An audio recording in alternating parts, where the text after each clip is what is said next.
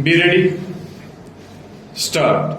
There can be no doubt that the offence punishable under section 409 Indian Penal Code is also the offence which is defined in section 5 bracket 1 bracket C of the Prevention of Corruption Act. Stop. Both offences make criminal misappropriation by public servants punishable, and when a public servant can be tried upon a charge under section 409 Indian Penal Code, he can also be tried under the Prevention of Corruption Act for having committed the offence defined in section 6 bracket 1 bracket C. Stop. This seems to have always been taken for granted, and in State versus Guru Charan Singh AIR 1952 Punjab 89, which was heard by my brother Falsha J and myself, it was argued that section 409 Indian Penal Code and section 5 bracket 1 bracket C of the Prevention of Corruption Act could not coexist. Stop.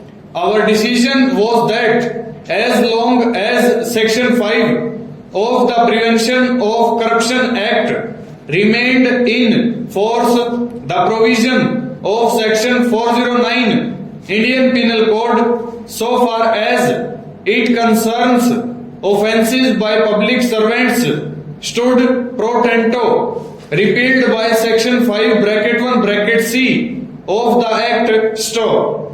After this decision, the Prevention of Corruption Act was amended and subsection bracket 4 was added to section 5. Stop. The legislature therefore accepted the position that there is no difference in the offence punishable under section 409 Indian Penal Code and the offence described in section 5 bracket 1 bracket C of the Prevention of Corruption Act.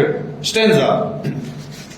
It would appear from the different provisions of the various sections quoted above that the act of a public servant in dishonestly misappropriating or otherwise converting for his own use any property entrusted to him or under his control as a public servant, or in allowing any other person so to do, will be an offence both under section 5 bracket 1 bracket C of Act 2nd of 1947 and also under section 409 Penal Code. Stop.